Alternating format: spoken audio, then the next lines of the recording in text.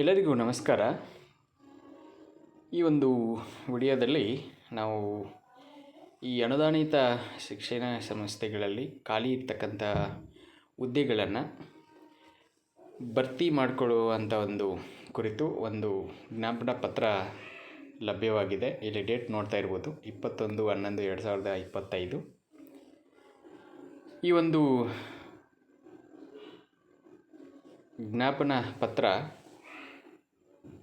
ಕರ್ನಾಟಕ ಸರ್ಕಾರ, ಉಪನಿರ್ದೇಶಕರು, ಆಡಳಿತರವರ ಕಚೇರಿ, ಶಾಲಾ ಶಿಕ್ಷಣ ಇಲಾಖೆ, ಚಿತ್ರದುರ್ಗ ಜಿಲ್ಲೆ. ವಿಷಯ ಏನಪ್ಪ ಅಂತಂದರೆ, ಅನುದಾನಿತ ಶಿಕ್ಷಣ ಸಂಸ್ಥೆಗಳಲ್ಲಿ ಖಾಲಿ ಇರುವ ಬೋಧಕ ಹುದ್ದೆಗಳ ಮಾಹಿತಿ ಇಂದೀಕರಣದ ಕುರಿತು ಇದು ಉಲ್ಲೇಖ ಮಾಡಿರ್ತಕ್ಕಂಥದ್ದು ಮಧು ಬಂಗಾರಪ್ಪನವರು, ಮಾನ್ಯ ಶಿಕ್ಷಣ ಸಚಿವರು, ಕರ್ನಾಟಕ ಸರ್ಕಾರ. ಇವರ ಅಧ್ಯಕ್ಷತೆಯಲ್ಲಿ 21/11/2025 ನಡೆದ ಜೂಮ್ ಸಭೆಯಲ್ಲಿ ನೀಡಿದ ಒಂದು ನಿರ್ದೇಶನದಂತೆ. ಹಾಗಾದರೆ ಅದು ವಿಶೇಷ ಏನಪ್ಪ ಅಂತಂದರೆ, ಮೇಲ್ಕಂಡ ವಿಷಯಕ್ಕೆ ಸಂಬಂಧಿಸಿದಂತೆ ಶ್ರೀ ಎಸ್ ಮಧು ಬಂಗಾರಪ್ಪನವರು, ಮಾನ್ಯ ಶಿಕ್ಷಣ ಸಚಿವರು, ಕರ್ನಾಟಕ ಸರ್ಕಾರ, ಇವರ ಅಧ್ಯಕ್ಷತೆಯಲ್ಲಿ 21/11/2025 ನಡೆದ ಜೂಮ್ ಸಭೆಯಲ್ಲಿ ತಿಳಿಸಿದಂತೆ 2015ರಿಂದ 2020ರವರೆಗೆ ಅನುದಾನಿತ ಶಿಕ್ಷಣ ಸಂಸ್ಥೆಗಳಲ್ಲಿ ಖಾಲಿ ಇರುವ ವಿಷಯ ಶಿಕ್ಷಕರ ನೇಮಕಾತಿಗೆ ಸಂಬಂಧಿಸಿದಂತೆ ತಾಲೂಕು ಹಂತದಲ್ಲಿ ಖಾಲಿ ಹುದ್ದೆಗಳ ಇಂದೀಕರಣ ಸಂಬಂಧ ಪ್ರಗತಿಯನ್ನು ಪರಿಶೀಲಿಸಿ 21/11/2025ರವರೆಗೆ 35% ಖಾಲಿ ಹುದ್ದೆಗಳ ಇಂದೀಕರಣವಾಗಿದ್ದು ಪ್ರಗತಿ ಕುರಿತು ಆಕ್ಷೇಪ ವ್ಯಕ್ತಪಡಿಸಿರುತ್ತಾರೆ.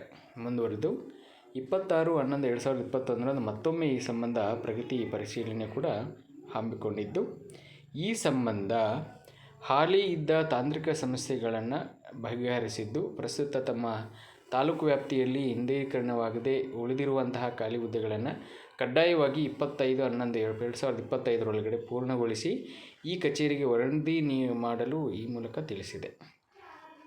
ಒಂದು ವೇಳೆ ನಿಗದಿತ ಅವಧಿಯೊಳಗಡೆ ಕಾರ್ಯ ಪೂರ್ಣಗೊಳಿಸದಿದ್ದಲ್ಲಿ ಮುಂದಿನ ಆಗುಹೋಗುಗಳಿಗೆ ನಿಮ್ಮನ್ನೇ ನೇರ ಹೊಣೆಗಾರನಾಗಿ ಮಾಡಲಾಗುವುದು ಎಂದು ಈ ಮೂಲಕ ತಿಳಿಸಿದೆ.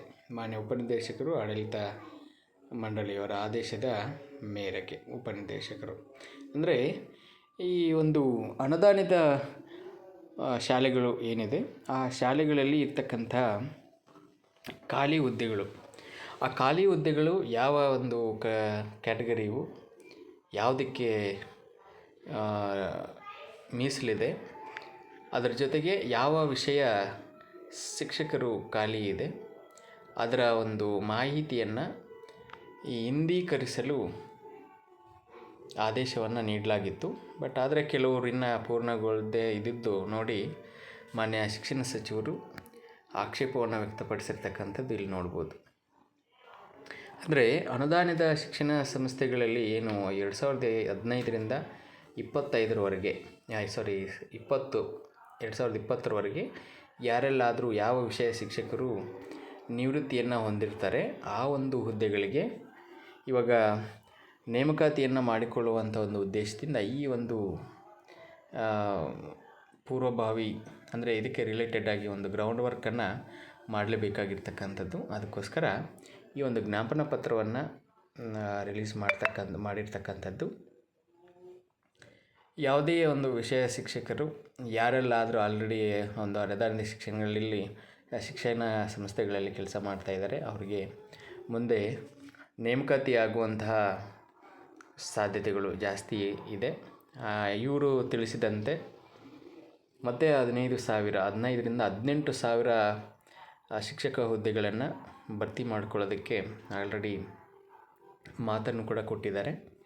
ಅದರ ಪ್ರಕಾರ ಅದರ ಸಂಬಂಧ ಅದಕ್ಕೆ ಬೇಕಾಗಿರ್ತಕ್ಕಂಥ ಎಲ್ಲ ಕೆಲಸ ಕಾರ್ಯಗಳನ್ನು ಕೂಡ ಮುಂದುವರಿಸ್ತಾ ಇದ್ದಾರೆ.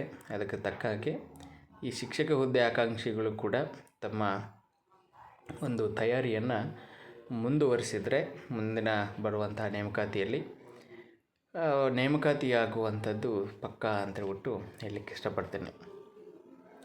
ಓಕೆ, ನಮ್ಮ ವೀಕ್ಷಕರಲ್ಲಿ ಒಂದು ವಿನಂತಿ ಏನಪ್ಪ ಅಂದರೆ, ನಾನು ಇಷ್ಟು ದಿವಸ ನನ್ನ ಬೇರೆ ಕಾರ್ಯಗಳು ನಾನು ಅದು ಇದ್ದಂಥ ಬ್ಯುಸಿ ಇದ್ದಿದ್ದಂಥ ಸಂದರ್ಭ ಈ ವಿಡಿಯೋಗಳನ್ನು ಮಾಡಲಿಕ್ಕೆ ಆಗಲಿಲ್ಲ. ಬಟ್ ಇನ್ಮೇಲಿಂದ